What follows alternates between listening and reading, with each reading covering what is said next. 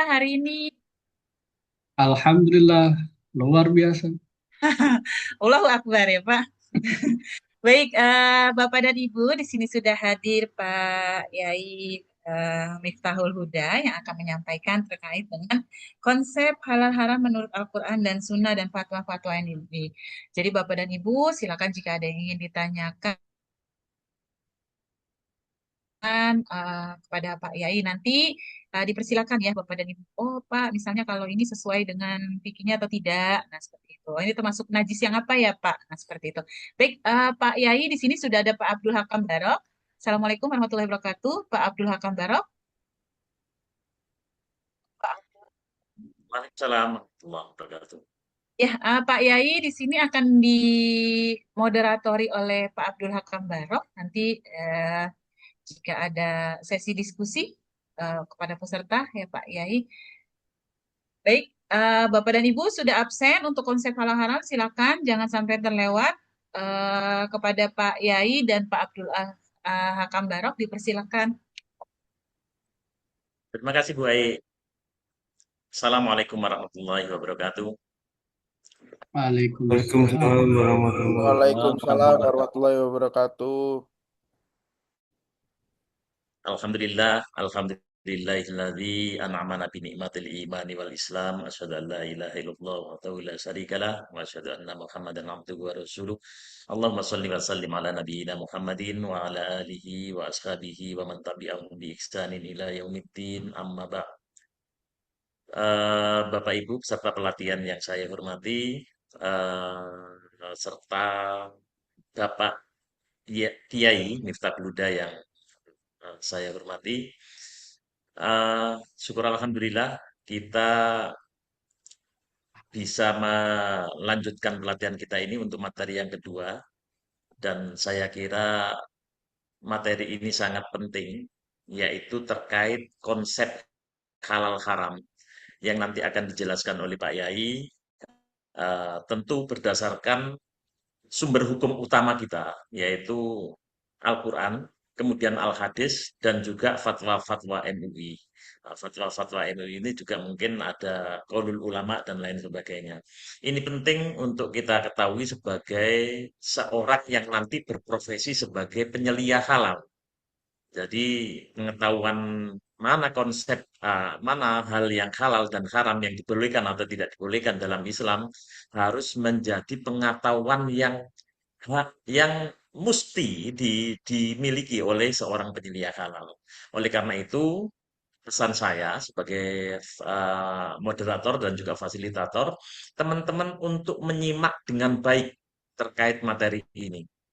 Ya, jadi disimak dengan baik, dengan seksama, dan kalaupun ada hal-hal yang masih belum jelas, silakan disampaikan untuk ditanyakan ke Pak Yai Miftahul Huda.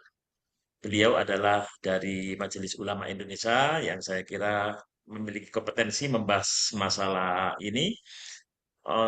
Untuk itu saya kira tidak perlu berpanjang lebar, saya silakan saja eh, apa namanya waktu dan screen untuk Pak Miftah Huda. Mohon maaf materi bisa di-share dari Bapak. Iya, dari Baik, saya saja. terima kasih Pak Yai. Silakan dimulai untuk materi konsep konsep halal haram dan fatwa MUI-nya. Dipersilakan Bapak.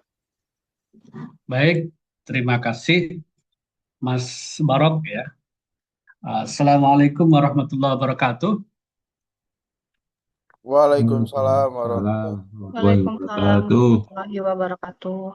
Bapak, Ibu, sehat semuanya? Sehat. Alhamdulillah Alhamdulillah sehat Pak sehat. Yai. Salam kenal, Alhamdulillah. salam Alhamdulillah hormat. sehat walafiat. Sehat Pak Yai. Eh, Bismillah, walhamdulillah, wassalatu wassalamu ala rasulillah wa ba'du. Yang kami hormati Mas Barok dan kawan-kawan dari Halal Institute. Saya berterima kasih untuk kesekian kali diberikan kesempatan untuk bersilaturahim dengan Bapak Ibu. Ini penyelia halal angkatan keberapa ini nggak terhitung ya. Bapak Ibu semuanya, kita tanya jawab saja ya, berdiskusi ya. biar lebih hidup, dan yang capek tidak saya aja. Karena jadwal saya nanti sampai jam setengah 5. Jadi lumayan saya harus berhemat energi ya. Baik, sebelum saya tanya, ada pertanyaan nggak dari Bapak Ibu semuanya terkait dengan konsep hal haram dalam agama itu? Silahkan. Pak Restu udah open mic gitu. Mau tanya? Kalau enggak saya tanya ini. Eh, Baik, pertanyaan pertama ini. Karena Pak Restu nggak jadi nanya, saya nanya aja.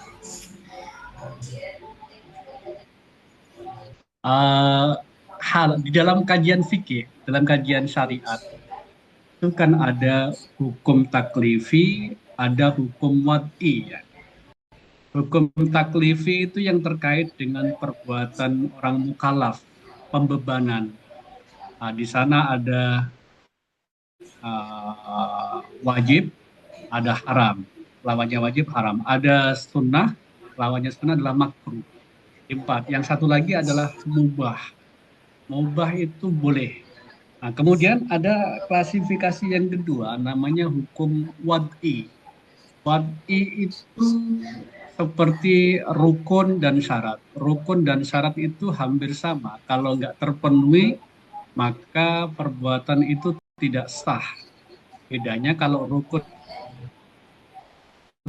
itu takbiratul ihram, kalau nggak takbir berarti tidak sah sholatnya. Kalau syarat itu di luar dari perbuatan. Contohnya syaratnya sholat itu harus suci.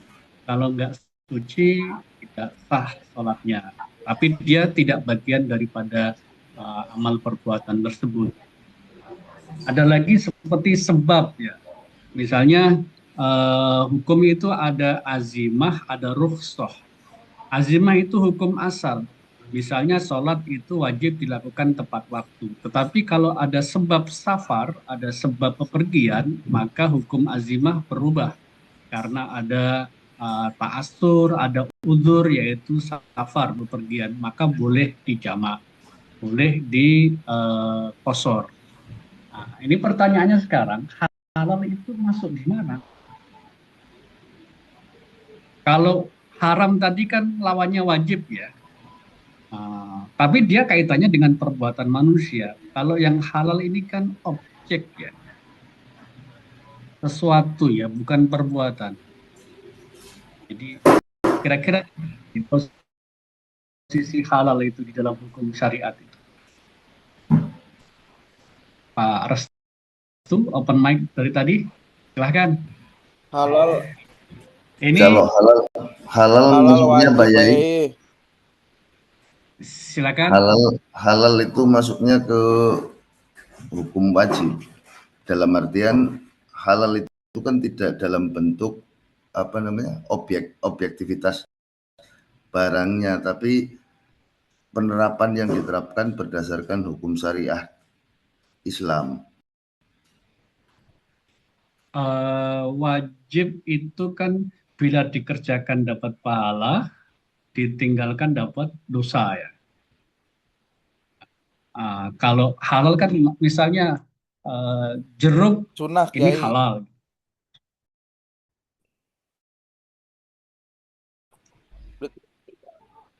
Tidak. Ya. Kalau sunnah seperti apa? Kalau sunnah dianjurkan, Pak Yai. Misalnya ada apa?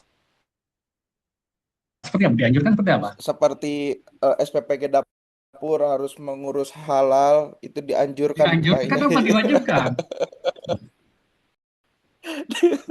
Diwajibkan dan dianjurkan. Oke. Di dalam usul fikih, perintah itu tidak harus berarti hukumnya wajib ya. Contoh, saya menyuruh anak saya itu sore-sore hampir maghrib masih main bola. Nah, nanti orang tuanya bilang, ayo nak teruskan sampai isya gitu. Nah, itu apakah wajib? Tidak. Ya, atau misalnya kata perintah dari Gusti Allah, jadilah kamu seperti kera-kera yang terhina. Kuno qiradatan khasi'in. Kan nggak wajib ya. Jadi perintah itu tidak harus uh, hukum akhirnya adalah wajib. Bisa jadi dia sunnah, bisa jadi mubah, seperti perintah makan. Makan itu wajib, sunnah atau haram? Sunnah. Wajib. Wajib. Wajib, mubah, Wajib. wajib. Kalau kita nggak makan Iya. mati misalnya. Bahkan kalau dalam keadaan terpaksa, kalau nggak makan babi mati, ya kita boleh makan babi. Jadi makan itu bisa jadi wajib. Kalau kita nggak makan mati itu wajib. Kalau sunnah misalnya, kalau supaya kita punya energi untuk beribadah, energi untuk bekerja, energi untuk belajar, itu sunnah. Kalau mubah ya kita nggak lapar, ya kebiasaan kita makan setiap hari ya itu mubah. Kalau dia terkait dengan benda yang haram, maka itu ya jadinya haram. Jadi itu kan aktivitas, bukan objek. Nah, sementara yang kita kaji ini kan sekarang objek ya. Nah, ini yang kita perlu dudukkan posisi halal yang proporsional ya. Sering di dalam hukum itu diibaratkan dengan mubah, tetapi tidak secara langsung ya. Bisa jadi kayak kayak kayak jeruk ini dalam satu keadaan dia mubah, dalam satu keadaan dia halal, dalam satu keadaan dia haram, tergantung situasi ya. Haram kalau misalnya di situ ada diambil dari tetangga tanpa izin. Jadi atau dia halal karena kita beli secara sah gitu ya, atau kita petik dari kebun. Jadi halal itu bukan identik, dia tidak terkait langsung dengan hukum taklifi, tidak terkait langsung dengan hukum pembebanan dari syariat dari Allah kepada umatnya, dari umat manusia, tetapi dia berhubungan dengan mubah tadi. Secara objek, secara ainnya dia mubah atau halal. Tapi kalau mubah yang terkait dengan hukum taklif itu kan terkait dengan aktivitas umat, aktivitas mukallaf. Boleh melakukan atau dilarang melakukan. Kalau di dalam secara umum, aktivitas atau sesuatu itu terbagi dua ya. Terkait dengan ibadah dan terkait dengan muamalat. Kalau ibadah itu kaedah dasarnya, hukum asalnya itu al aslu fil ibadah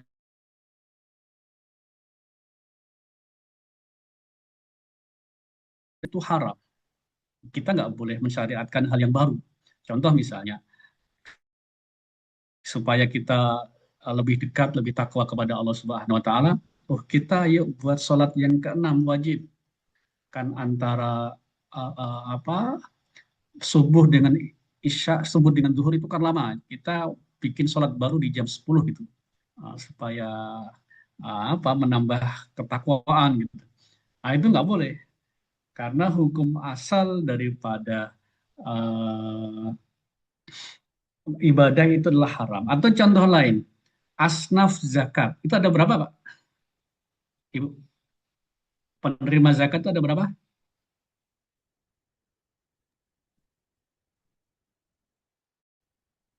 Lalu cek, masa asnaf zakat ada 8 ya. Innamas shadaqatu lil Ada 8 Pak fuqara Kiai. wal masakin. Ada 8 ya. Sekarang mau bikin asnaf baru. Asnaf baru misalnya kategori apa gitu. Ya nggak boleh, tetap asnaf itu cuma Fakir, 8 aja di miskin, dalam fakir, mualaf. miskin, amin, ya, dan seterusnya. Jadi nggak boleh menambahkan lagi asnaf zakat, cukup dibatasi 8 itu. Berbeda dengan sesuatu di luar ibadah, muamalat, makan, minum, itu kaidah dasarnya adalah halal atau mubah. Al aslu fil muamalah atau al aslu fil asya al ibah. Hukum asal dari segala sesuatu di luar ibadah adalah mubah, boleh. Makanya dalil-dalil terkait keharaman benda di dalam Al-Quran itu sangat terbatas. Karena hukum asalnya adalah mubah atau halal. Pertanyaannya nih, diskusi ini. Kok ah, ada-adanya mengada-ngada ini pemerintah Indonesia? Kok perlu diwajibkan sertifikat halal semua produk? Bukankah berlawanan dengan hukum asal tadi? Al aslu fil asya libah, hukum asal dari ciptaan Tuhan, ciptaan Allah yang ada di bumi, di laut, di darat, di laut, itu adalah halal. Mubah. Pertanyaannya, kok ada undang-undang tentang kewajiban sertifikat halal? Silahkan, ada komentar? Izin menjawab, Pak Kiai. Ya, silahkan. Diwajibkannya sertifikasi halal itu untuk sebagai alat verifikasi dan jaminan bagi masyarakat Muslim. Sebagai jaminan ya. Sebagai jaminan alat tolak ukur lah untuk supaya umat Muslim itu tidak sembarang membeli seperti itu. Oke, Mas Sandri ya pertama Siap. ya. Baik, Ya, jawaban terima yang kasih, Pak. bagus ya. Ada komentar yang lain? Ini ada 80-an orang. Silahkan. Pak Ahmad Mutohar, Pak Muhammad Manarul Hidayat. Ibu-ibu yang lain. Pak Yai, Ya, silahkan. ya pertama untuk perlindungan konsumen, Kehidupan konsumen. untuk Perlindungan perlindungan bagi konsumen Muslim, konsumen Muslim. Oke. kemudian kepastian hukum Maksudnya juga. kepastian itu seperti apa? Itu kan kalau kita produk-produk tersebut itu kalau ada logonya halal itu kan pasti halal gitu loh, Pak. Ya, Oke. itu sama mungkin apa ya, daya saing produk Indonesia mungkin ya. Oke. Sebentar itu dulu. Ada Pak yang Yai. lain? Sebagai Sebelum saya jawab, wasilah ada yang juga, melengkapi? Pak Kiai, Wasilah sarana untuk halalnya suatu produk. Oke. Jadi yang diatur di dalam Undang-Undang Jaminan Produk Halal itu adalah tadi yang disampaikan oleh Mas Sandri sebagai jaminan bagi umat Islam untuk mengkonsumsi yang halal. Jadi negara kita itu bukan negara agama, tetapi yang terkait dengan hajat hidup umat beragama itu diatur oleh pemerintah. Ada undang-undang perkawinan, undang-undang jaminan produk halal, undang-undang terkait dengan tata kelola zakat, undang-undang wakaf, apalagi undang-undang ini ya terkait dengan ekonomi syariah ya. Nah, itu sudah diatur semuanya. Jadi kita patut bersyukur nih sebagai warga negara Indonesia di mana yang terkait dengan hajat ibadah umat Islam itu sudah diafirmasi, sudah dilayani oleh pemerintah.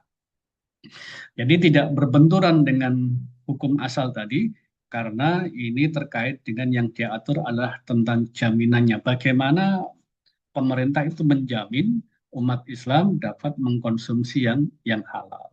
Bahkan kalau kita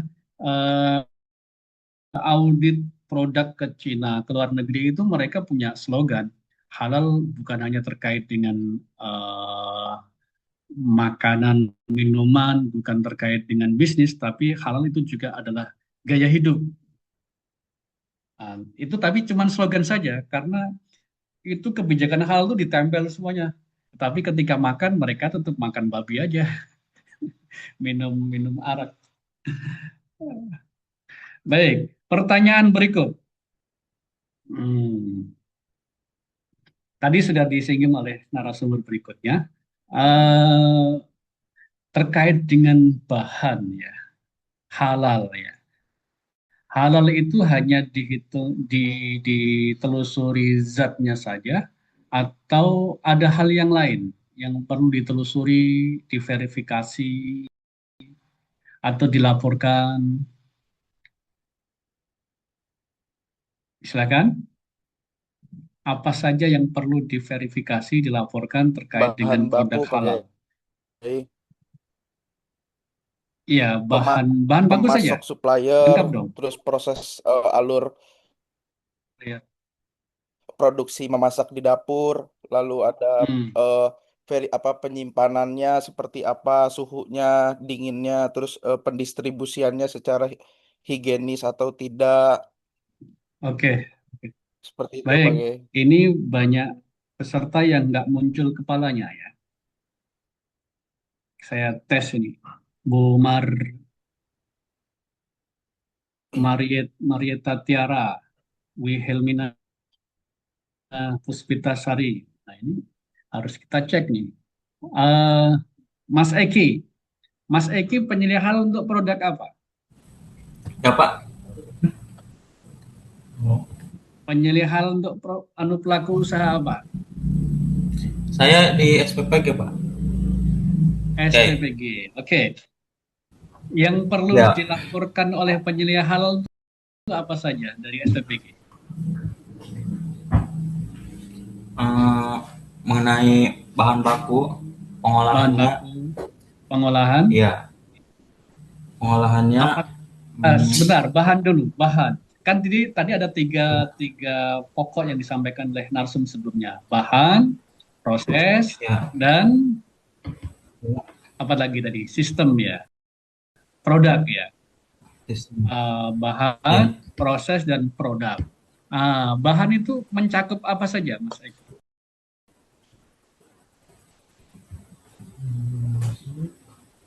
Iya Pak, maaf tadi nggak ini Oke, nggak jelas. bahan itu terkait apa saja?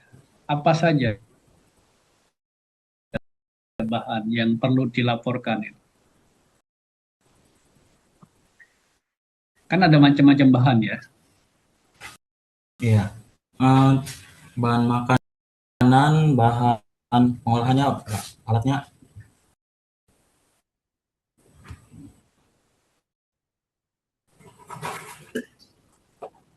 Iya, masuk proses. Proses ya. Kecuali alat penolong ya, seperti kuas itu ya, bahan penolong ya.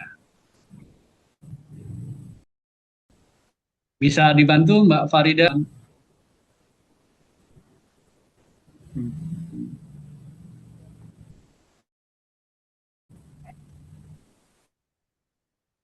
Kayak bahan makanan Pak, daging. Ada bahan pokok, raw material, ada bahan tambahan atau aditif ya.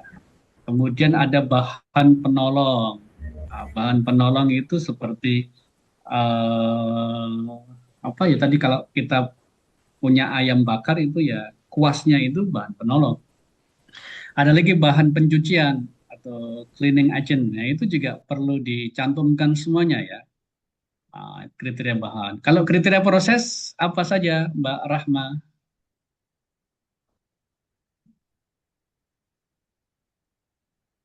Rahmayanti,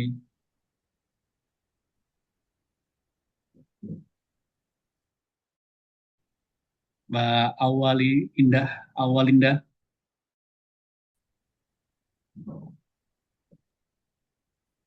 Izin Kiai, bantu Ya, menjawab silakan. Ya, peralatannya kok Kiai. peralatan, Ya, seperti fasilitas. pisau, ya Oke. fasilitas. Kenapa pisau? Apakah pisau harus halal? Mungkin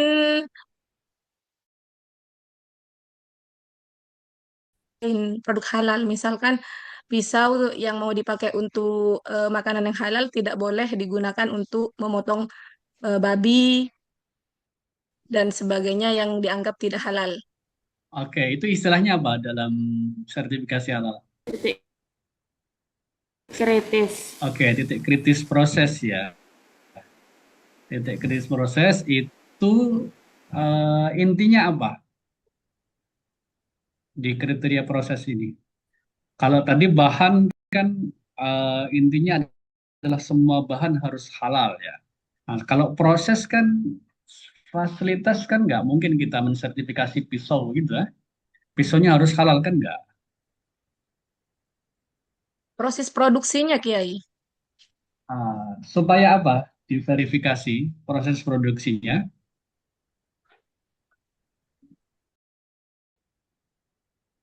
supaya tidak ada kontaminasi silang.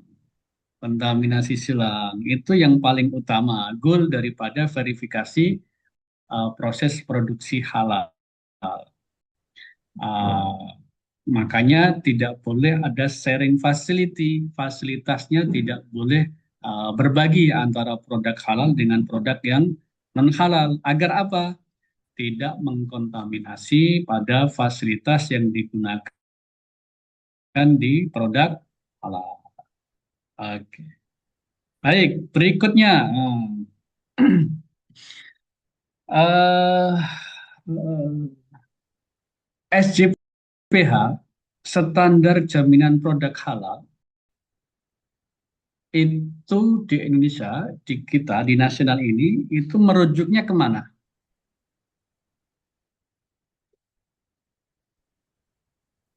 Sinta Pratama, Bu Aruma, Pak Mohsen,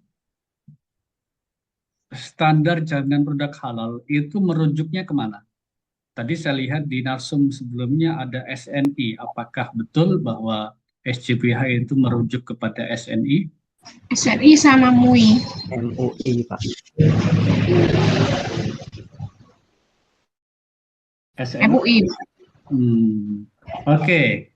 Kepada fatwa Majelis Ulama Indonesia yang disampaikan oleh Ibu Narsum tadi terkait dengan standar nama itu adalah fatwa Majelis Ulama Indonesia.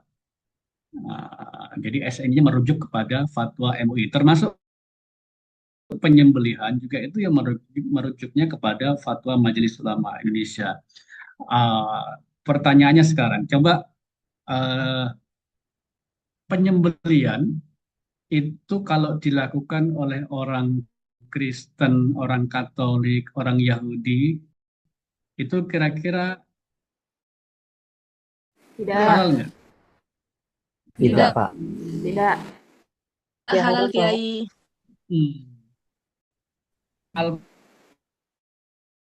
Al-Maidah ayat 5. Surat Al-Maidah ayat 5. Silakan cepat. Yang paling cepat dapat hadiah. Langsung raise hand. Hewan harus disembelih Pak Kiai. Iya, harus disembelih. Betul. Harus disembelih Kecuali ya. Dengan unsur penyembahan.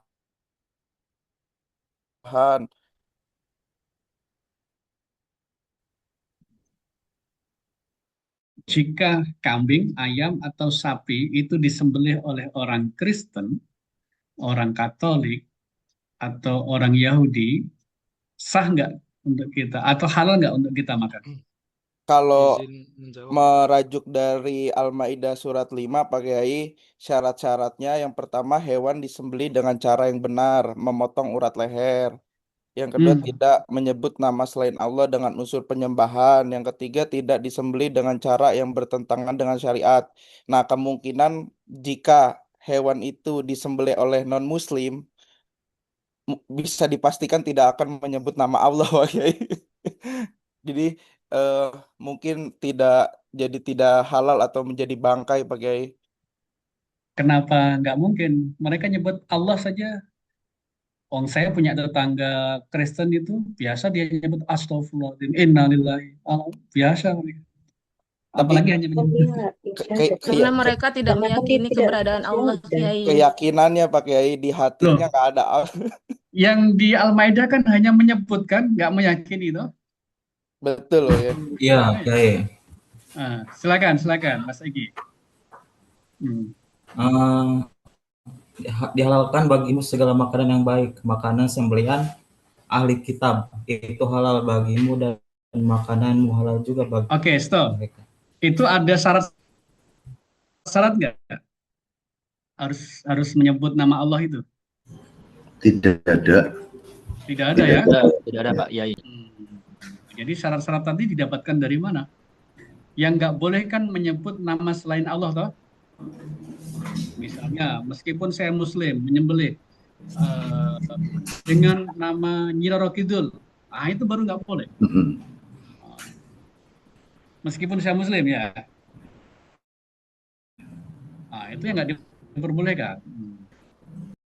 Sekarang pertanyaannya, tadi kita meyakini semua bahwa sembelihannya non-Muslim adalah haram ya. Sementara di Al-Maidah ini halal. Berarti keyakinan kita ini berdasarkan apa selama ini? Silahkan siapa yang mau komentar.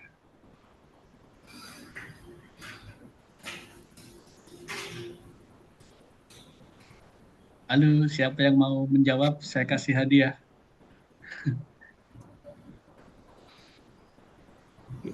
Izin menjawab, Pak Kiai. Oh, silakan. Siapa namanya? Rahel. Rahel, ya. Silakan, Rahel. Mengenai penyembelihan dilakukan oleh orang Kristen atau nonis itu, hewan yang disembelih oleh orang Kristen atau nonis itu bisa berstatus halal maupun tidak. Jadi tergantung pada metodologinya. Kalau berdasarkan Al-Quran surat Al-Maidah ayat 5 itu, daging sembelihan hukumnya asalnya adalah halal. Golongan yang membolehkan ini seperti mazhab itu Hanafi, Hambali, dan sebagian Maliki. Jadi ada beberapa catatan. Yang pertama itu cara penyembelihannya benar. Kedua itu tidak menyebut nama selain Allah. Seperti itu Pak Kiai. Terima kasih. Misalnya saya seorang juleha. Saya suka melatih penyembelihan. Kalau saya Muslim, kalau saya tusuk gitu aja, apakah halal? Kan enggak. Sama juga kan? Jadi aturan syarat tadi itu tidak hanya terkait dengan hanya Muslim atau non-Muslim. Termasuk Muslim pun penyembelihnya itu harus menyebut, tidak boleh menyebut nama selain Allah. Ini pertanyaannya sekarang. Selama ini kan kita meyakini bahwa penyembelihan non-Muslim itu haram. Padahal di surat Al-Maidah 5 itu secara tegas, sembelihan Ahlul Kitab, Yahudi dan Nasrani, itu adalah halal. Apakah standar jaminan produk halal termasuk fatwa MUI itu bertentangan dengan Al-Quran? Izin Pak Kiai. Silahkan Pak Mutohar dulu. Iya, itu kan kalau dari Al-Maidah 5 itu kan titik poinnya ke ahli kitab ya Pak Yaya. Iya. Sedangkan kalau sekarang kan ahli kitab yang dulu itu kan sudah diragukan lah menurut misalkan Kristen itu kan sudah berbeda di itu Injilnya sudah berbeda, beda sama yang dulu masih murni kan gitu. Jadi saya cenderungnya kayak gitu. Tapi setelah mungkin dari ahli-ahli tafsir MUI dan sebagainya untuk menjaga kehati-hatian. Jadi saya pikir itu karena ya itu ahli kitabnya itu sudah nggak relevan gitu Pak Yai. Oke. Nggak relevan karena di kitab suci mereka sudah ada proses perubahan ya. Iya. Ada editing ya. Oke, makasih Pak Ahmad Mutohar. Ibu Nur Ramadan, Jadi Kiai, ya. mungkin dalam surat ini yang dimaksud itu sembelihan ahli kitab Yahudi dan Nasrani yang dihalalkan bagi Muslim itu adalah makanan yang atau hewan yang baik dalam artian itu yang halal bagi Muslim, kemudian yang bersih yaitu yang terbebas dari najis. Jadi meskipun yang menyembelih bukan dari agama Islam, jadi tetap dihalalkan. Oke.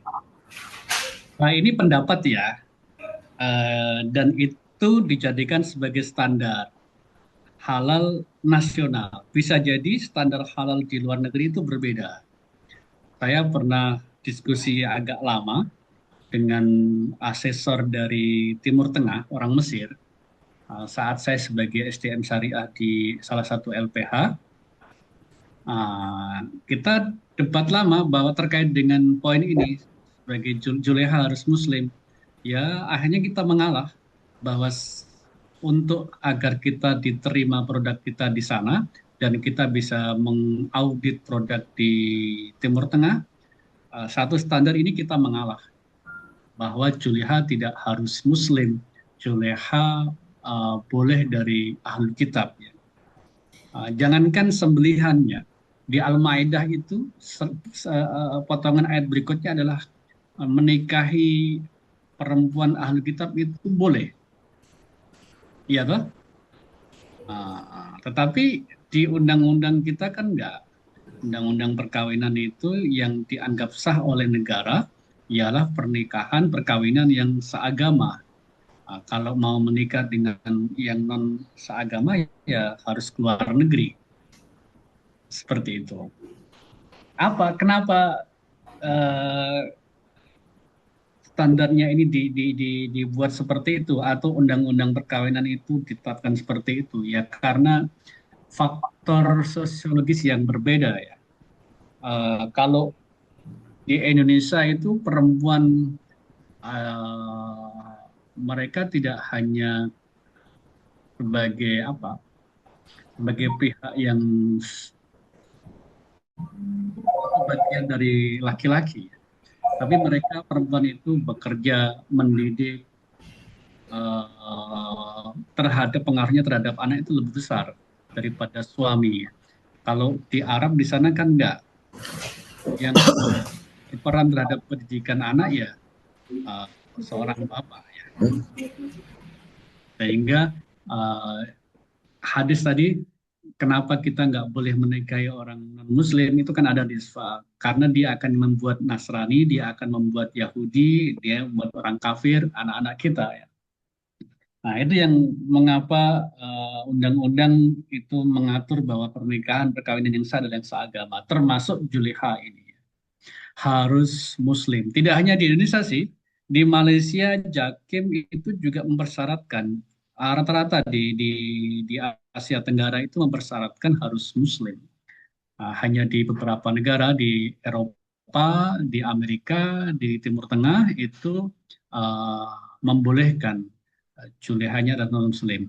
Termasuk di berikutnya adalah standar yang berbeda terkait dengan konsep istihalah dan istihlal. Istihalah itu perubahan zat ya. Yang kita kaji selama ini, idza takhallalatil khamru fahuwa halal ya. Jadi kalau kita ngaji fikih, kalau ada air nira, kalau dia sudah berubah aromanya, berubah warnanya, berubah rasanya, itu menjadi khamr ya di hari ketiga itu.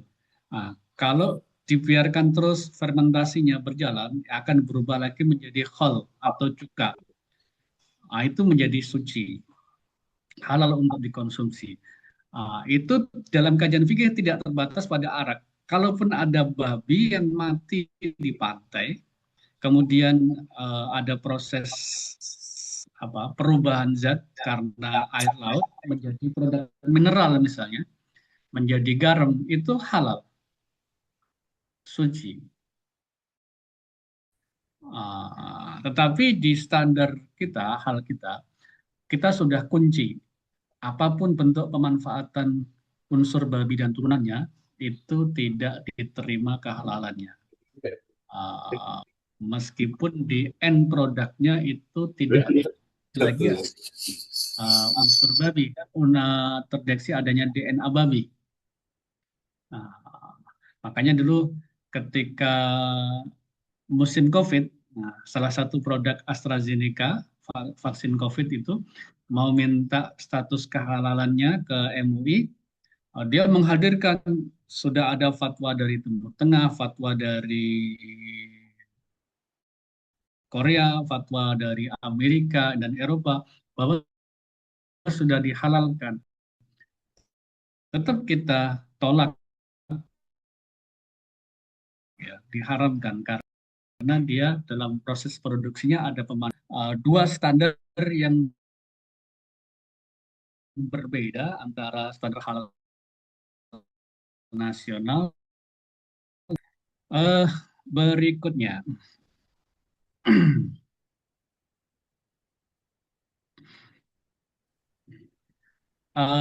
pertanyaannya gini, ini untuk auditor halal dan SDM syariah. Kita sudah paham tadi tentang kaedah dasar al-aslu fil asya al-ibaha, bahwa hukum asal dari segala sesuatu itu adalah mubah atau halal selama belum ada dalil yang mengharamkan. Tetapi kewajiban sertifikasi halal di Indonesia itu dalam rangka memberikan jaminan kehalalan produk bagi konsumen muslim. Ini merujuknya atau selama ini yang dilakukan oleh MUI sebelum adanya Undang-Undang JPH itu melandaskan kepada hadis ini, innal halala bayyinun wa innal harama bayyinun, bahwa sesuatu yang halal itu jelas dan sebaliknya yang haram itu jelas. Artinya produk yang pasti halal itu tidak perlu disertifikasi halal.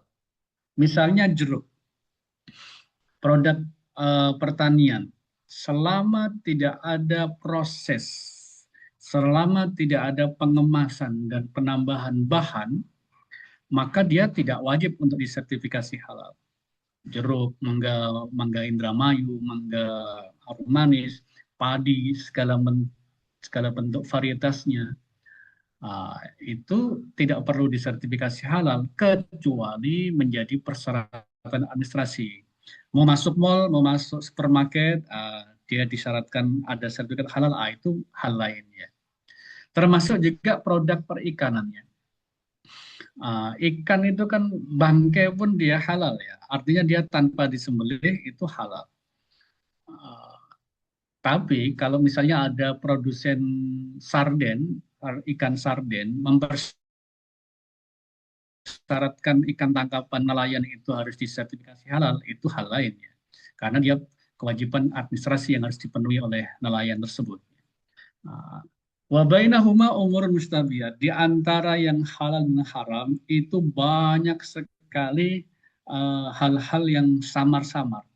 La ya'lamuhunna katsirun minan nas, yang tidak diketahui oleh banyak manusia, hatta kiai, hatta ustadz, nggak banyak yang tahu.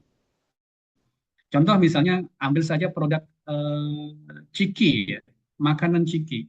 Itu kan komposisinya dengan bahasa-bahasa yang bahan kimiawi, bahan apa gitu, yang tidak diketahui oleh kecuali yang fokus di kajian tersebut. Maka disitulah perlu ada proses telusur, proses audit bahwa bahan yang terkandung di dalam produk itu adalah halal. Sekarang pertanyaannya, mengapa produk atau bahan itu dikategorikan haram sehingga tidak bisa digunakan sebagai bahan produk halal? Monggo, Bapak Ibu semua. Saya ulangi lagi. Ini agar memudahkan bagi penyelia halal, memudahkan bagi auditor halal dalam proses unjuk kerja, wah ini kritis. Ini kritis kehalalannya. Ini yang harus diperhatikan. Nah, pertanyaannya sekarang, titik kritis kehalalan atau penyebab keharaman bahan dan produk itu apa? Monggo. Paham ya pertanyaan saya?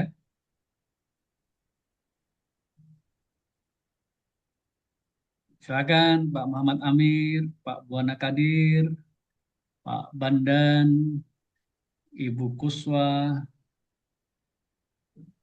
Ibu Zelin. Izin Kiai, Oh ya, silakan.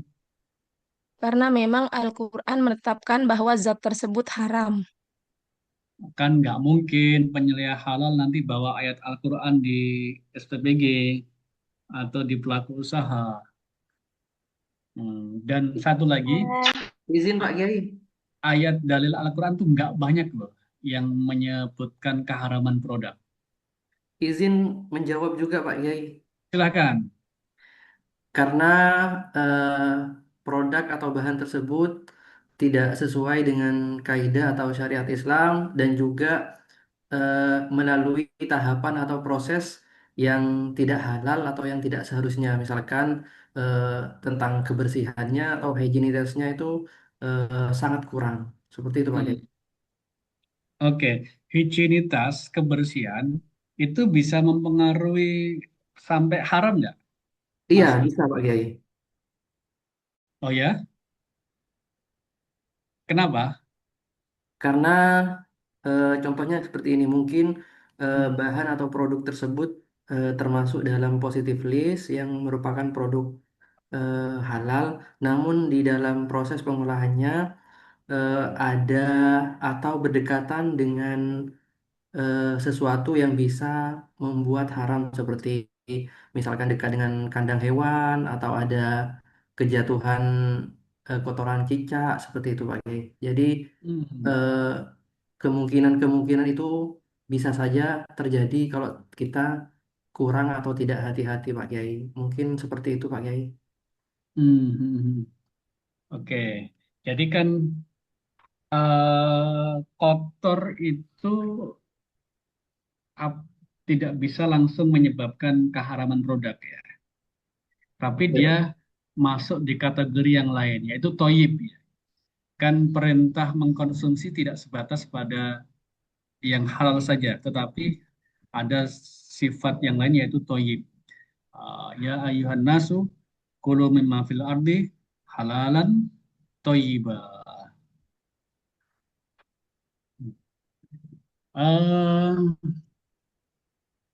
Baik, yang lain belum kita tangkap sebab-sebab keharaman suatu produk atau bahan. Izin Pak Yai jawab. Silakan. Karena menjijikkan Kiai. Ibu Ismi menjijikkan. Ibu Ismi tinggal di mana? Di Situbondo. Situbondo. Orang Situbondo itu jijik kepada apa misalnya? Kalau saya pribadi, belatung. Belatung. Oke, belatung. Sama ulat sagu jijik nggak? Jijik. Di daerah saya dulu, ulat sagu itu banyak kita dapati. Karena di kampung saya dulu banyak pohon sagu ya sebelum ditebangin. Itu kalau kita waktu mengolahnya menjadi tepung, itu kadang-kadang kita dapati ulat sagu. Nah, kalau dapat, kita langsung bakar dan dimakan. Karena kandungan proteinnya tinggi infonya. Nah, artinya apa? Atau yang lain, di kampung saya itu juga banyak pohon jati ya. Pohon jati kalau musim kemarau kan kering ya. Kalau ada hujan musim semi dia akan tumbuh daun-daun dan itu akan dimakan oleh ulat ya. Nah, nanti ulat akan bermetamorfosis menjadi kupu-kupu. Nah, sebelumnya itu kan jadi kepompong. Itu salah satu sumber protein yang tinggi sehingga dibuat lauk-laukan oleh orang-orang yang dekat hutan itu. Artinya apa? Standar jijik itu kata jijik, sifat jijik itu susah untuk dijadikan standar. Tapi Waalaikumsalam.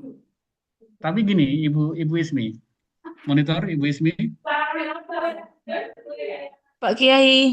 ya gini. Tapi ada menyambung dengan ayat ya, Bu Ismi. Wa yuhillu lahumut thayyibat wa yuharrimu 'alaihimul khaba'ith. Allah itu menghalalkan yang thayyib, yang bergizi, yang bervitamin, yang bersih, dan mengharamkan yang khobais. Khobais itu banyak indikatornya. Apa saja indikator daripada khobais? Kalau khobais dalam bahasa itu diterjemahkan yang kotor, yang jorok, yang menjijikkan.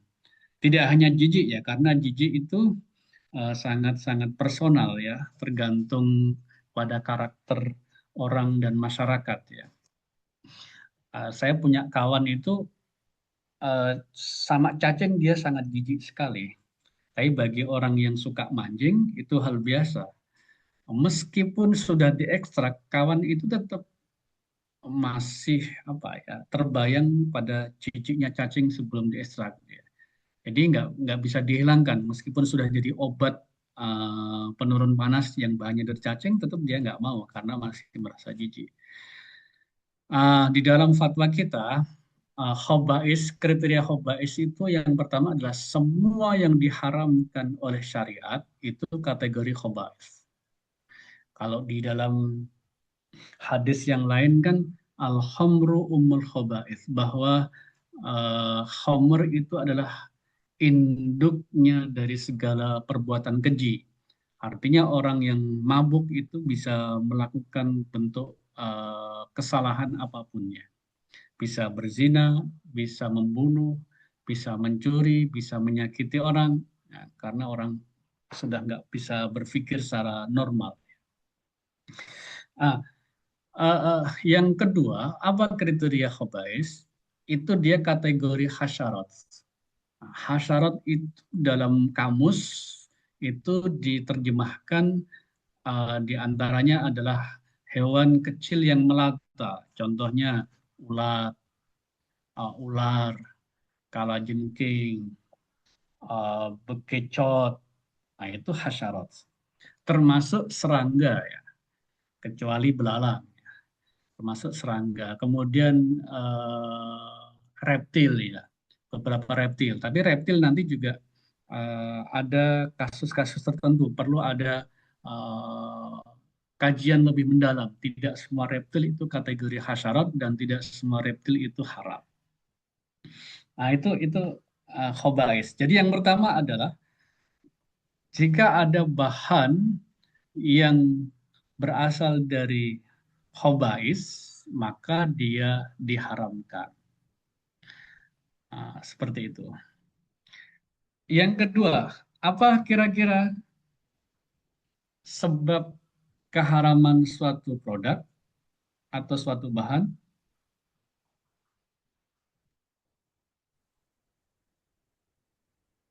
Izin Pak Yai, Ya, memabukkan Pak Yai. memabukkan. Itu bahasa agamanya apa? Muskir atau ada kandungan khamr ya. Khamr. Kalau dia sudah ada khamr meskipun presentasinya sangat kecil 0,0 sekian, itu tetap diharamkan. Untuk produk apapun, makanan, minuman, kosmetik, produk biologi, produk obat-obatan, vaksin, kalau ada kandungan khamr, maka tidak ada toleransi presentasi yang ada di dalam produk tersebut. Oke, yang berikutnya udah ketemu dua ya, khamr, khobais, Binatang buas, Kiai. Binatang buas. Oke, Singa. contohnya seperti apa? Atau binatang yang Singa. bertaring. Oke, yang lain. binatang bertaring dan buas. Kan itu satu rangkaian ya, Bu Isni ya. Naha Rasulullah SAW an kulli dzina minas siba. Yang diharamkan untuk dikonsumsi adalah dzina minas siba. Itu ada dua kriteria, ada dua sifat. Bertaring dan buas. Tidak bisa dipisahkan, dua sifat. Ya. Kalau hanya bertaring saja, tidak buas, berarti dia tidak dilarang ya. Pertanyaannya sekarang, ada nggak binatang bertaring tidak buas? Tidak ada. Sepertinya tidak ada, Kiai. Mas, Setiap yang bertaring, Kucing. saya kucing itu pikir aslinya buas. buas. Tapi Oh, buas. karena dia ketemu pasangan betinanya jadi jina.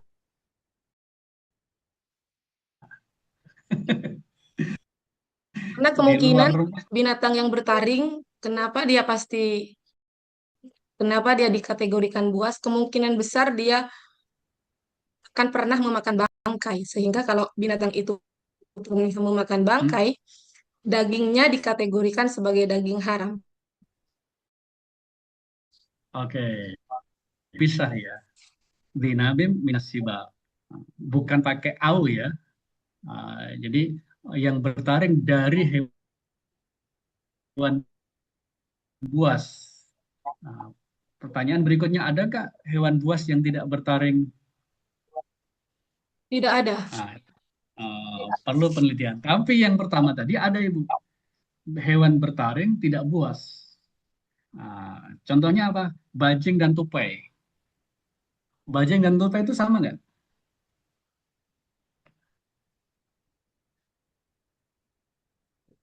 Sejenis mungkin. Satu jenis, tapi satu spesies nggak? Sama. Kita nggak tahu.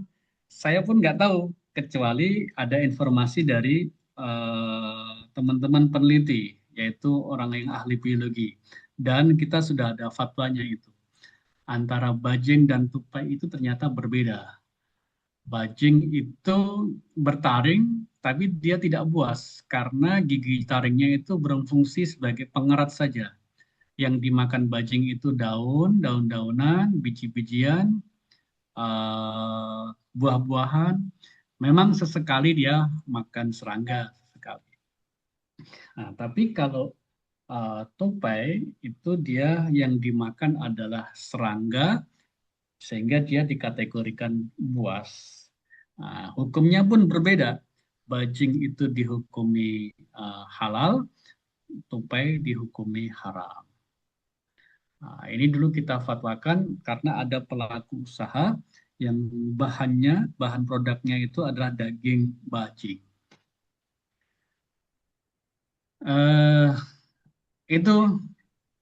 Itu sebab yang disampaikan Bu Isni itu belum menjadi standar umum ya. Artinya perlu ada proses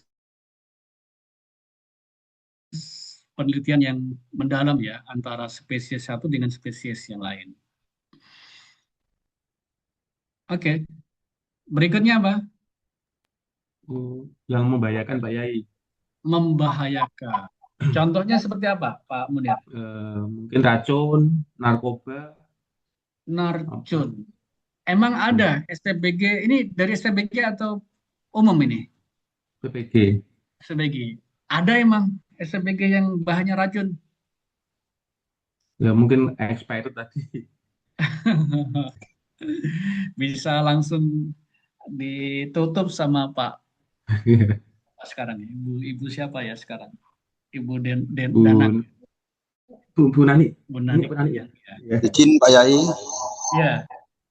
Kalau pakai bahan pengawet makanan, kayak formalin. Pak Munir dari mana? Dari Demak. Demak. Waktu kecil suka bikin kerupuk gendar nggak? Iya. Itu kan nasi berkat, nasi sisa yang nggak habis kan? Iya, Pak. Diangetkan lagi. Namanya nasi itu kan nggak bisa kempel ya? Iya. Itu dicampur apa biasanya? campur pengawet. Pak Yai. Uli. Istilahnya apa dulu? Uyah bleng ya. Bleng ya. Uyah bleng. Nah, uyah bleng itu ya formalin itu.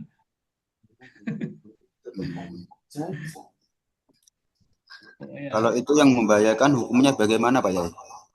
Termasuk salah satu sebab kenapa produk atau bahan tidak boleh digunakan di produk halal adalah membahayakan. Karena itu ada satu kaidah besar dalam kawaid fikih, ad-dararu yuzal. Segala bentuk yang membahayakan baik kesehatan, jiwa, membahayakan pada ekonomi, keuangan, itu harus dihilangkan. Contohnya ini, membahayakan karena dia menggunakan pengawet yang tidak benar ya, tidak sesuai standar. Dan itu ranahnya BPOM ya, mengatur apakah ini boleh atau tidak untuk bahan pengawet, bukan Majelis Ulama Indonesia. Majelis Ulama Indonesia hanya berikan guidance, tidak boleh menggunakan bahan yang membahayakan. Contohnya bahan pengawet boraks ya. Apalagi yang membahayakan?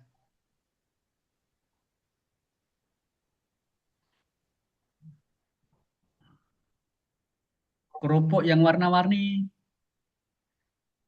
infonya menggunakan pengawet tekstil ya. Jadi ini kadang kenakalan pelaku usaha kecil ya. Dua-duanya ini pengawet pewarna sudah dikasih label halal. Pengawet pewarna makanan, minuman, dan pewarna tekstil. Dua-duanya sudah punya label halal. Dari distributor kemudian disalurkan kepada pedagang di pasar-pasar atau di toko-toko ya. Semuanya sudah punya label halal. Kemudian UMKM punya pelaku usaha beli yang pengawet tekstil sudah ada label halalnya, digunakan untuk produk makanan dan minuman. Kan sudah ada SH-nya itu, tetapi dia pengawet tekstil dan itu tidak diketahui kecuali orang yang ahli dan banyak ditemukan. Kalau penyelia halal ya saya kira perlu membaca itu, membaca kode atau istilah bahan warna tekstil yang ada itu perlu apa namanya gitu dan kodenya apa. Saya kira itu ya membahayakan. Berikutnya apa sebab membahayakan? Kemudian tadi khobais, kemudian tadi apa lagi yang pertama tadi? Khobais ya, khobais membahayakan.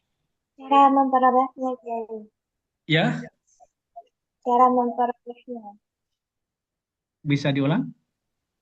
Cara memperolehnya. Oke, cara memperoleh. Dapat. Cara memperoleh itu dalam syariat juga perlu diperhitungkan dan dia menentukan kehalalan dan keharaman sesuatu benda atau harta. Tetapi di dalam produk halal kita tidak sampai menelusuri cara mendapatkan bahan ya. Kalau menelusuri bahan itu biasanya ada apa ya? SOP-nya itu ini dibeli dari mana, di toko mana. Kemudian kode SH-nya itu juga ditelusuri oleh auditor halal. Tapi kalau sumber pembiayaan pelaku usaha itu tidak kita telusuri. Karena kalau kita menelusuri sumber pendanaan, itu proses administrasinya semakin panjang. Karena harus melibatkan polisi, melibatkan jaksa, dan yang lainnya. Kalau ditemukan sesuatu yang ada unsur pidananya. Oke, itu kalau dalam syariat masuk ya, Bu Nur. Tapi kalau dalam sertifikasi halal, cara mendapatkannya itu adalah cara menelusuri bahan yang digunakan, yaitu dari suppliernya dari mana. Kemudian ada SH-nya enggak. Kalau ada nomornya berapa itu perlu ditulis di lembar kerja kita. Berikutnya, Itu kan Pak Yai apa? Memabukkan, najis. Kiai. Oke, memabukkan tadi sudah ya. Najis Homer Pak ya. Yai.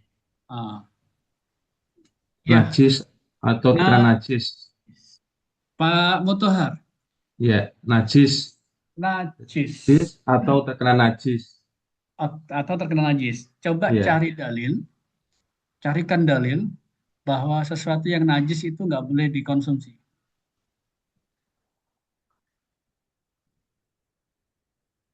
Pertanyaannya, jawabannya betul. Tapi kita butuh dalil. Silahkan dicari dalil yang menunjukkan bahwa sesuatu najis atau yang terkontaminasi najis haram untuk dikonsumsi. Ada surat Al-A'raf 157 Pak Yai. Coba dibaca. Dan menghalalkan bagi mereka segala yang baik dan mengharamkan bagi mereka yang segala yang buruk. Buruk tadi kita sudah wa yuhillu lahumut thayyibat wa yuharrimu alaihimul khaba'ith. Khaba'ith itu nggak najis ya. Apakah cacing itu najis? Bekicot itu najis? Kecuali dia sudah mati, bangkai.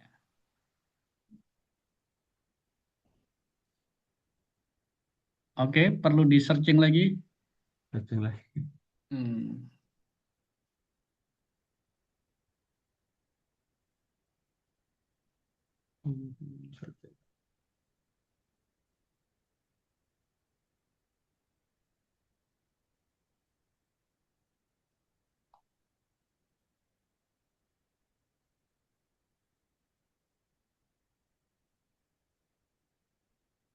Coba dibuka Al-An'am 145. Al-An'am 145.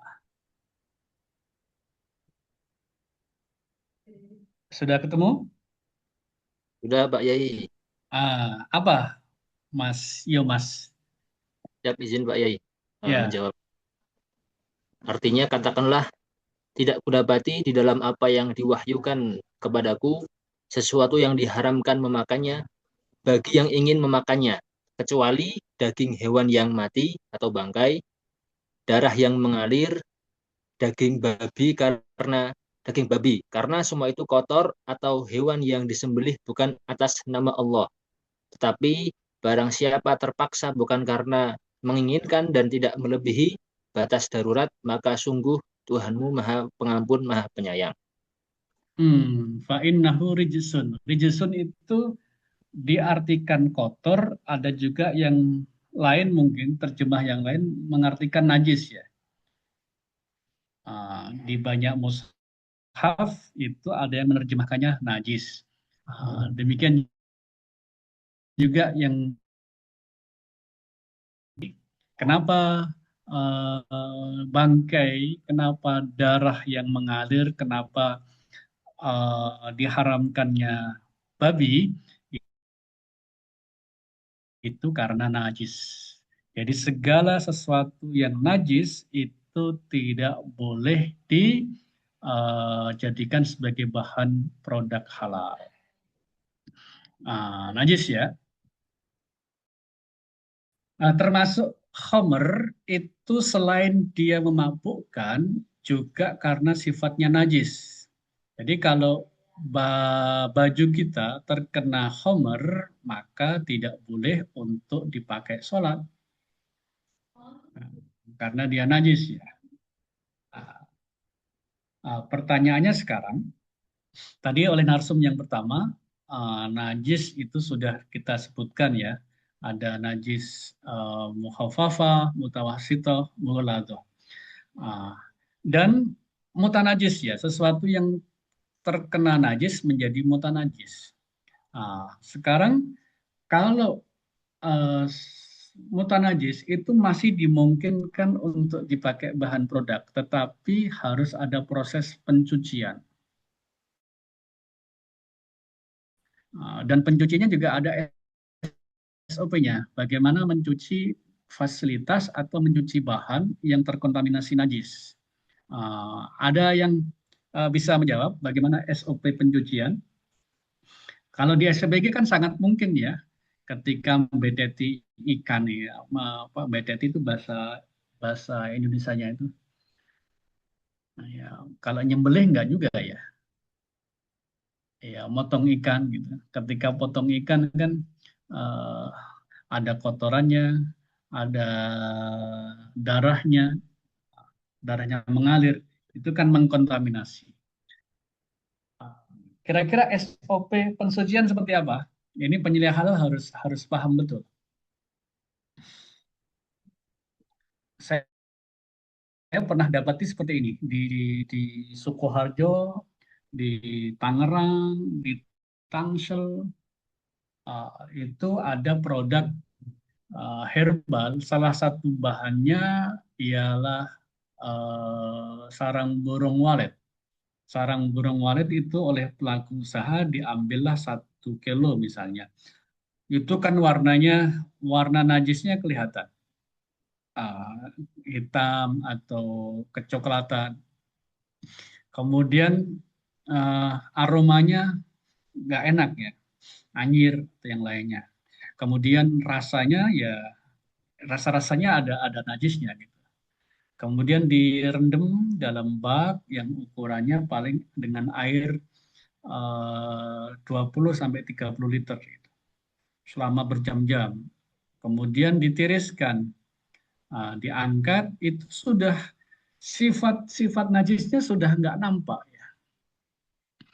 Aromanya sudah nggak aromanya sudah biasa, nggak ada aroma najis. Kemudian warnanya sudah putih. Kemudian kita validasi, nggak ada kotoran najis, ain najisnya, zat najisnya sudah nggak ada. Apakah ini sudah suci? Izin menjawab Bapak. Iya. Itu yang pertama itu kan membersihkan hal fisiknya. Dari rasa, bau, warna dari bahan tersebut yang terkena. Lalu yang kedua itu prosesnya mensucikannya sesuai dengan najis yang terkena. Kan najis ada 3, mukhafafah, mutawasito, sama mughaladoh. Nah, misal dia terkena najis mutawasito, berarti kan disucikan dengan mengalirkan air bersih. Setelah zat-zat yang itu hilang, seperti rasa dan lain-lain itu hilang, lalu dibersihkan dengan air mengalir. Lalu misal dia najisnya mughaladho, berarti kan ada tata caranya yang menggunakan lempung, itu yang 7 itu Pak. Ya, jadi menyesuaikan dengan najis. Kalau yang saya contohkan tadi sudah suci belum? Kalau yang tadi Bapak contohkan itu masih belum. Kenapa? Soalnya masih menghilangkan dari rasa, dari aroma, warna dan lainnya, tapi masih belum menghilangkan najisnya. Menurut saya seperti itu. Jadi meskipun ainun najasah, zatnya najis sudah hilang, tapi kalau tidak disucikan dengan SOP yang benar, yaitu dengan apa? Metodenya satu dengan juryanul ma' ya, dengan mengalirkan air, maka itu masih secara hukum masih belum suci. Jadi najis itu ada najis aini, ada najis hukmi. Secara ain, secara zat sudah hilang, tapi secara hukum bisa jadi belum hilang karena tidak disucikan dengan yang tepat. Nah, kalau kita mencuci baju yang terkena ompol anak itu, maka kalau di bak itu nggak boleh waktu bilasnya, nggak boleh airnya dulu, tapi pakaiannya dulu yang kita masuk, kemudian ada air yang mengalir. Termasuk ini yang sedang kita atur itu urinoir yang ramah muslim ya. Urinoir ramah muslim. Laki-laki kalau setnya itu, kalau buang air kan banyak kita dapati di masjid-masjid, di musola yang nggak ramah terhadap kesucian kita kan. Apalagi yang di mal-mal itu. Udah pakai sensor, repot kita. Ini biasanya kita bawa tisu yang banyak atau bawa botol kosong. Sudah nyiprat lagi. Terus ketika ada pewanginya, ada sabunnya yang nyambung dengan urinoir itu juga perlu diatur. Dia keluarnya air dulu, sabun dulu atau berbarengan. Kalau berbarengan berarti di situ kan airnya sudah bukan air tohir mutohir ya, tapi sudah air bercampur dengan sabun dan itu tidak bisa dijadikan sebagai untuk mencuci ya, kayak seperti air teh, air kopi itu nggak ngatur itu. Yang kedua itu dengan mukasarah, dengan metode memperbanyak debit airnya. Ini yang sering dipakai di usaha jasa penyembelihan. Perlu kita lihat jasa penyembelihan itu di titik kritis pensucian ini, selain melihat proses penyembelihannya. Memang dia airnya banyak ya, satu kolah besar gitu yang bisa jadi 1.000 liter atau 2.000 liter, tetapi karena debit ayamnya banyak, airnya sudah berubah menjadi merah. Nah, itu sudah mutaghayyir lagi. Airnya sudah berubah, tidak bisa lagi dijadikan sebagai pensucian. Makanya dia ada overflow biasanya kalau di RPH besar. Ada loberannya, kemudian ada air yang terus mengalirkan dari atas. Dia air mengalir itu suci, boleh. Meskipun ada kuning-kuningnya di situ, tapi dia mengalir. Yang ketiga dengan thariqatut taghyir, merubah sifat-sifat najis dengan menambahkan zat-zat kimia. Itu biasanya digunakan untuk daur ulang air, ya. Air limbah hotel, air limbah rumah sakit, air limbah laundry, air limbah apa nih di industri-industri. Itu nggak mungkin langsung dibuang ke selokan, dibuang ke sungai. Dia karena menyalahi AMDAL nanti. Maka perlu didaur ulang, yaitu dengan menambahkan zat-zat kimia yang bisa merubah sifat-sifat najis. Tadi juga disinggung bagaimana fasilitas produksi yang tidak mungkin kena air. Tadi ada yang kurang, saya lihat. Meskipun dia najis mughaladhah, itu bisa disucikan dengan tanpa air. Dan tidak harus 7 kali pensucian, cukup 1. Ya, karena dia sudah keadaan hajah ya, hajah, kebutuhan yang mendesak. Karena kalau dikena air, dia nanti akan rusak. Yang bisa jadi alatnya itu bisa ratusan juta ya. Atau contoh misalnya kalau HP saya ini terkena air kucing ya, air pipis kucing, kan nggak mungkin dibersihkan dengan dicuci, tapi cukup dengan pakai tisu atau pakai tekanan udara yang kompresor tinggi, itu dimungkinkan. Tentu dengan syarat sifat-sifat najisnya sudah hilang secara zatnya, secara ainnya. Selesai ya sebab-sebab ya. Sebab-sebab najis ini yang perlu dikuasai oleh penyelia halal. Kalau kita sudah paham betul sebab-sebab keharaman suatu bahan atau produk, kita bisa cepat mengklasifikasikan, kita bisa cepat memberikan rekomendasi kepada pelaku usaha, ini diganti karena ini haram, ini perlu diubah. Saya kira itu memudahkan kerja penyelia halal. Berikutnya tadi sudah disinggung juga masalah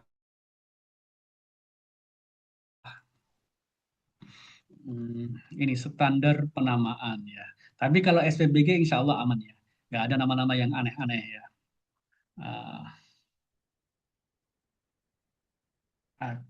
Kenapa sih ini kok perlu dilakukan adanya standar penamaan? Kan nama-nama makanan di Indonesia itu kan macam-macam ya. Di Surabaya ada rawon setan. Kemudian kalau di Madura ada nasi goreng gila. Apalagi di Pemalang infonya ada yang nama-nama jorok untuk makanan. Pemalang, Jawa Tengah. Kemudian di Betawi itu ada bir peletok, ada roti buaya, macam-macam. Ini perlu ada standar. Supaya apa? Supaya orang tidak terjerumus kepada sesuatu yang dilarang oleh agama. Misalnya kopi wine. Ini kan sudah mulai merebak lagi. Padahal dulu sudah kita kenceng di media itu. Kopi wine, meskipun nggak ada kandungan wine, kalau kita tetapkan halal, itu akan membangun narasi kepada masyarakat bahwa wine itu sudah dihalalkan oleh MUI. Bahaya. Contoh yang lain, sekarang ini pelaku usaha sudah mendesak kepada MUI untuk segera dimasukkan di ruang lingkup sertifikasi halal, yaitu alat kontrasepsi. Kondom misalnya. Kondom halal, gel halal. Wah ini bisa selama masyarakat belum dewasa dan belum familiar betul terhadap dengan sertifikasi halal, ini kita tahan dulu ya. Karena nanti takutnya disalahgunakan. Wah ini kondom sudah dihalalkan, berarti berhubungan badan dengan tidak pasangannya, maka sudah dihalalkan oleh MUI. Ini yang kita khawatirkan. Termasuk juga produk dengan kemasan yang ada unsur erotisme. Ini biasanya produk-produk kosmetik ya, baik itu parfum, sabun, kemudian susu juga ada, susu pelangsing itu biasanya kita lihat, wah gambar di kemasannya itu tubuh wanita yang sangat erotis gitu ya. Dengan balutan baju yang tipis, ya membentuk gambaran yang bisa mempengaruhi imajinasi orang untuk berbuat sesuatu yang jahat. Termasuk misalnya obat-obat oles gitu, itu juga kadang menampilkan dada atau punggung perempuan yang tidak ditutup auratnya, atau bagian paha. Atau misalnya pembalut perempuan, jika sekarang sudah mulai banyak ya pembalut perempuan disertifikasi halal, itu kadang gambarnya itu juga kita perlu perhatikan, jangan sampai gambar di produk itu bisa mempengaruhi imajinasi banyak orang, imajinasi kotor ya. Oke, baik. Ada pertanyaan? Saya kembalikan kepada Mas Barok untuk Terima kasih Pak Yai. ada diskusi. Materi yang disampaikan Pak Yai langsung langsung interaktif dengan peserta ya. Jadi saya kira tadi langsung dua arah diberikan materi, kemudian juga pertanyaan-pertanyaan atau dialog, dan saya kira teman-teman peserta juga sudah mengikuti materi ini dengan baik. Nah, namun demikian mungkin beberapa peserta ada yang mungkin masih bertanya, silakan di kolom chat ya, seumpama ada yang kira-kira masih ada pertanyaan yang harus disampaikan dan mungkin belum terjawab. Untuk waktu pemberian materi ini masih ada tersisa sekitar 12 menit, Pak Yai Miftahul Huda. Saya beri kesempatan mungkin dari teman-teman peserta ada yang masih mau bertanya.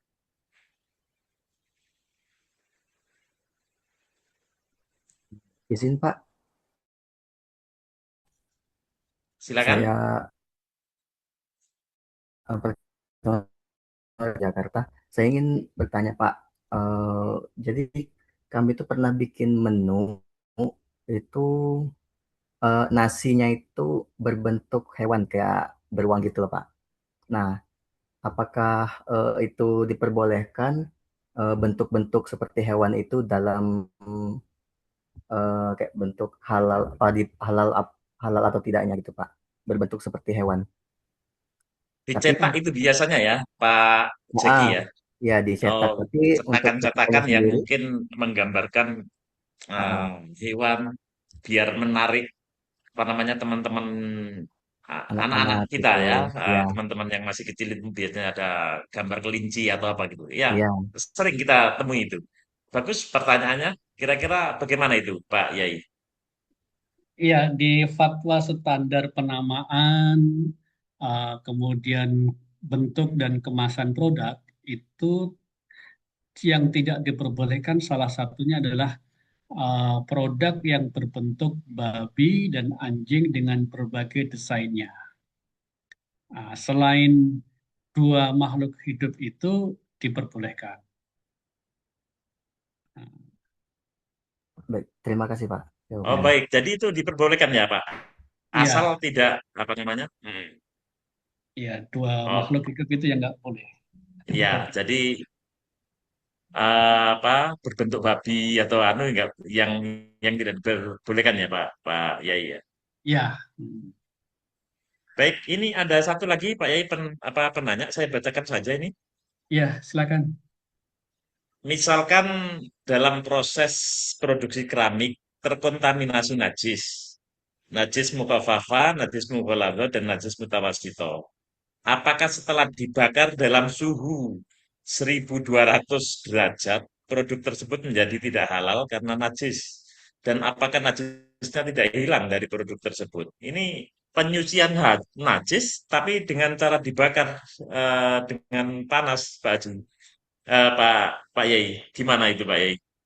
Tadi fasilitas ya, yang Ya, terkena najis tadi. fasilitas. Mungkin Fasilitas. mungkin maksudnya bukan pencucian, tapi proses pembuatan piring keramik itu kan kadang menggunakan tulang, Pak Yai. Nah, tulang itu terkadang tulangnya kalau tulang Ini dari industri keramik biasanya. Keramik yang bahan bakunya adalah tulang. Oke, oke. Bisa dipahami. Ya, terima kasih Pak Yai. Ya, di awal-awal BPJPH berdiri itu juga ada permohonan produk pelaku usaha dari beberapa negara termasuk Cina. Itu piring, kemudian mangkok, itu bahan penyusunnya ada yang dari tulang. Kalau dia tulangnya tulang hewan yang makulul lahmi, yang halal, maka perlu ditelusuri sumber tulangnya, sumber hewan tersebut. Disembelih dengan sesuai syariat atau dia. Penyembelihannya sesuai dengan standar jasa penyembelihan atau tidak. Kalau tidak, maka tulang itu dalam fatwa dia termasuk fi hukmil luhum, termasuk hukumnya sama dengan daging. Maka dia termasuk bangkai jika digunakan sebagai bahan produk. Dan bangkai kita ketahui adalah haram tentunya, tidak diperbolehkan. Jika tulang itu berasal dari hewan non halal, baik itu yang haramnya haram karena seperti babi dan anjing ataupun yang lainnya, maka tidak diperbolehkan ya, untuk bahan penyusun dari keramik tersebut ya. Apalagi keramik itu bersentuhan dengan produk atau bahan makanan dan minuman. Jadi ini keterkaitannya dengan sertifikasi halal produk barang gunaan, Pak penanya. Di aturan kita, di aturan peraturan PP pelaksanaan jaminan produk halal nomor 42 tahun 2024, itu memang normanya masih sangat umum ya, bahwa produk barang gunaan yang wajib disertifikasi halal ialah yang mengandung unsur atau berasal dari unsur hewani. Tetapi fatwa kita lebih duluan merinci itu. Bahwa kehalalan produk barang gunaan itu bisa dilayani pakai dua skema. Skema kehalalan produk dan skema rekomendasi kesesuaian syariah atau RKS. Yang kehalalan produk itu apa saja? Yaitu produk yang mengandung atau berbahan unsur hewani. Yang kedua, yang ada kandungan alkohol. Yang ketiga, yang bersentuhan dengan tubuh manusia. Kalau tidak bersentuhan meskipun dia ada unsur hewaninya, saya kira tidak ada isu untuk disertifikasi halal. Contoh misalnya, alat-alat kesehatan itu kan sekarang banyak jenis dan ragamnya. Dan dia ada juga yang berbahan atau mengandung unsur hewani, tapi tidak sama sekali bersentuhan dengan tubuh manusia, maka tidak perlu disertifikasi halal. Kecuali kecuali benang operasi, itu harus disertifikasi halal karena dia bersentuhan bahkan ditanamkan dalam tubuh manusia. Yang berikutnya bersentuhan dengan bahan dan produk makanan minuman. Kulkas misalnya, kulkas itu ada bahan untuk apa? Untuk anti bau dan yang lainnya. Itu salah satu bahan penyusunnya adalah asam lemak, dan asam lemak dimungkinkan dia dari unsur hewani dan unsur nabati, maka perlu ditelusuri sumber dari asam lemak tersebut. Termasuk juga rice cooker ya. Rice cooker di situ kan ada di pancinya itu kan anti lengket. Nah, anti lengket itu salah satu bahan penyusunnya adalah asam lemak. Nah, ini perlu ditelusuri sumbernya dari hewani atau nabati. Nah, kemudian kalau itu dia dengan sengaja ada pemanfaatan unsur babi dan turunannya dalam proses produksi, maka kita tolak. Karena komitmen kita, pemanfaatan unsur babi dan turunannya tidak diperkenankan di dalam proses produksi halal, meskipun di end produknya tidak terdeteksi adanya DNA babi. Demikian, Pak. Jadi kalau misalnya food tray yang digunakan oleh SPBG, dalam prosesnya itu memanfaatkan dan menggunakan minyak babi, maka kita tolak. Baik.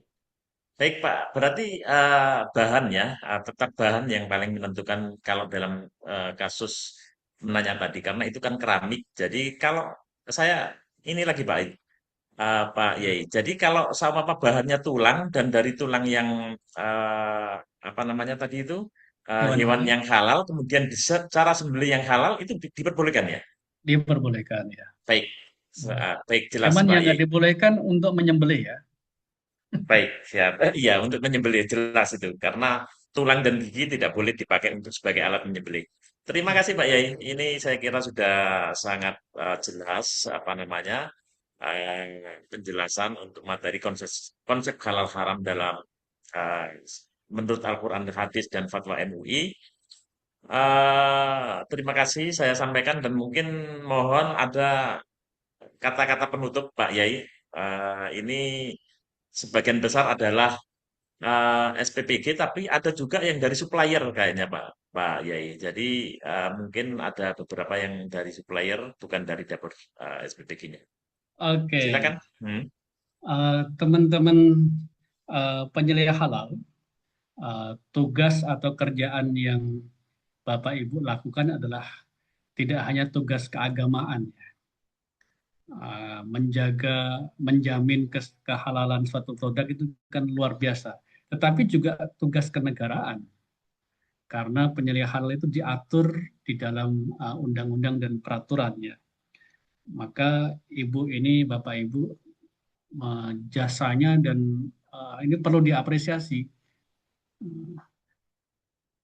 Sebagai garda terdepan ya, untuk menjamin proses sertifikasi halal ya. Informasi yang Bapak Ibu sampaikan kepada auditor, kepada pelaku usaha itu harus informasi yang divalidasi betul. Jangan sampai menyampaikan informasi yang salah, apalagi bohong ya. Fatwa oleh MUI itu bisa jadi salah. Tapi salahnya fatwa itu masih berpahala, Bapak Ibu. Karena ijtihad. Tapi kalau informasi Bapak Ibu yang salah, apalagi bohong, itu tanggung jawabnya dunia dan akhirat. Maka perlu berhati-hati. Fatwa boleh salah, yang nggak boleh salah adalah informasi yang disampaikan kepada Majelis Ulama Indonesia. Demikian, Mas Barok. Terima kasih Pak Yai atas pencerahannya. Betul. Jadi kita sebagai Muslim juga harus melakukan beberapa ijtihad juga itu untuk terkait hal-hal yang mungkin perlu perlu kejelasan lebih gitu kan. Nah, teman-teman sekalian,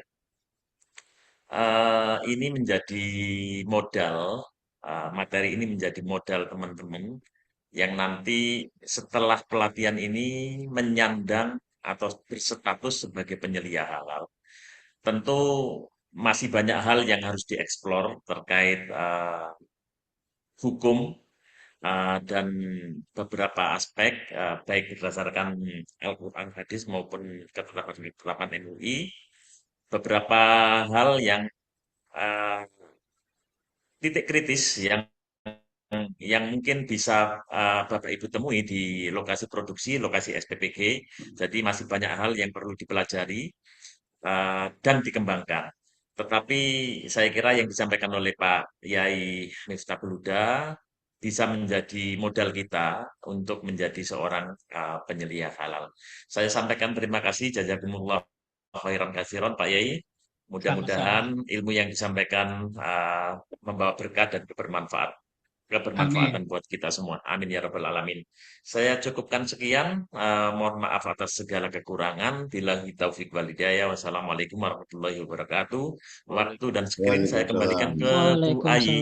Silakan Bu Ayi. Baik, terima kasih banyak Pak Yai Miftahul terima kasih Pak Huda Yai. untuk Jazakallah pembahasannya khair Pak Yai. terkait konsep halal haram. Terima kasih banyak kepada Bapak Abdul Hakam Barok yang telah memandu moderator untuk Bapak Yai Miftahul Huda. Baik, terima kasih banyak.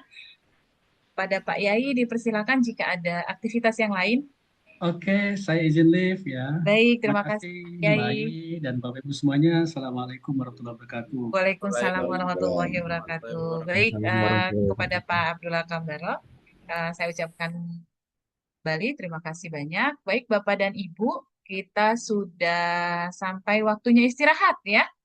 Nanti kita masuk materi berikutnya, Bapak dan Ibu, masih ada 2 materi lagi ya untuk hari ini. Jadi Bapak dan Ibu, kita masuk pukul 13.00 waktu Indonesia Barat untuk materi berikutnya. Mohon disiapkan laptopnya Bapak dan Ibu, karena setelah istirahat kita akan ada tugas nanti ya Bapak dan Ibu. Jadi silakan Bapak dan Ibu yang masih menggunakan handphone untuk nanti pengerjaan tugas dilakukan dengan laptop ya. Baik, kita istirahat dulu. Kita ketemu lagi di 13.00. Saya akhiri. Wabillahi taufiq wal hidayah. Wassalamualaikum warahmatullahi wabarakatuh. Waalaikumsalam warahmatullahi wabarakatuh. Assalamualaikum warahmatullahi wabarakatuh.